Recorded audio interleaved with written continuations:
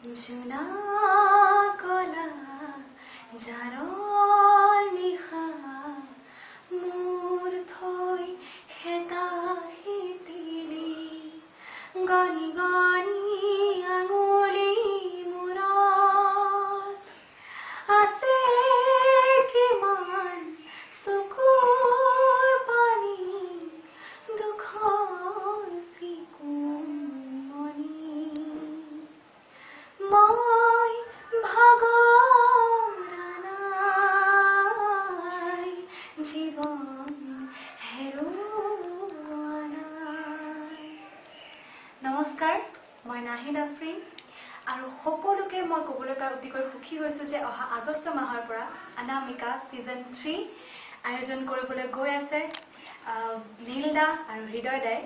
গতিকে আশা কৰিছোঁ আৰু লগতে অনুৰোধ কৰিছোঁ আমাৰ অসমৰ যিসকল টেলেণ্টেড ছিংগাৰ্ছ আছে, যিসকল উৎসুক কণ্ঠশিল্পী আছে, সকলোৱে যাতে আহি এইখন প্ৰতিযোগিতাত অংশগ্ৰহণ কৰে আৰু নিজৰ প্ৰতিভা যাতে প্ৰকাশ কৰিবলৈ চেষ্টা কৰে।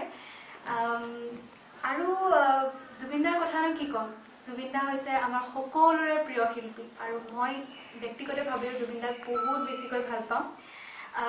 অকল মিউজিচিয়ান হোৱাৰ কাৰণে নহয়, he is great in acting, he is a great musician, lyricist, singer, as a whole he is a great person.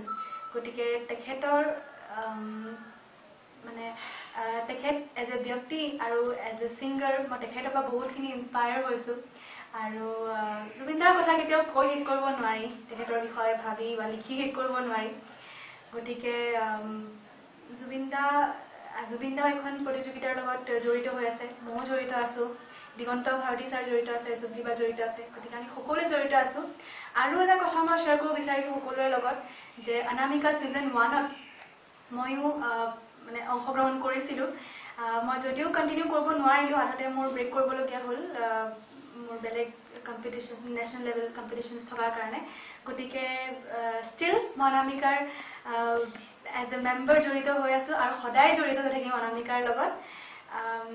আৰু অনামিকাত অংশগ্ৰহণ কৰি মই যিমানখিনি আছিলোঁ অনামিকাৰ লগত জড়িত এজ এ প্ৰতিযোগী, মই বহুতখিনি কথা শিকিবলৈ পাইছিলোঁ। আৰু একেখিনি কথা সকলোকে ক'ম যে যিসকলে ইয়াতে অংশগ্ৰহণ কৰিবলৈ গৈ আছে, এই কম্পিটিশ্যনটোৰ পৰা জিকা নিজিকা বেলেগ কথা, জিকা হাৰা থাকিব এটা কম্পিটিশ্যনত, কিন্তু তাতকৈ বেছি ডাঙৰ কথা হ'ল যে এটা কম্পিটিশ্যনত অংশগ্ৰহণ কৰিলে বহুতখিনি বস্তু শিকিবলৈ পোৱা যায়। ষ্টেজত পাৰফৰ্ম কেনেকৈ কৰিব লাগে, কম্পিটিশ্যনত পাৰফৰ্ম কেনেকৈ কৰিব লাগে, মাইক হেণ্ডেল কেনেকৈ কৰিব লাগে, ইণ্টাৰেক্ট কেনেকৈ কৰিব লাগে অডিয়েঞ্চৰ লগত, তেনেকুৱা কথাও বহুতখিনি শিকিবলৈ পোৱা যায়। আৰু এয়াই আশা কৰিছোঁ যাতে এনেকুৱা টাইপৰ মটিভ লৈ যিসকল ছিংগাৰ্ছ আছে আমাৰ অসমত, তেওঁলোক যাতে আহে আৰু এইখন প্ৰতিযোগিতাত অংশগ্ৰহণ কৰি যাতে কিবা নতুন বস্তু শিকিবলৈ পায়, তাৰে আশা কৰিছোঁ। আৰু নীল দাক, হৃদয় দাক কংগ্ৰেচুলেশ্যনছ দিলোঁ আৰু লগতে অনামিকাক বহুত বহুত শুভকামনা জ্ঞাপন কৰিছোঁ।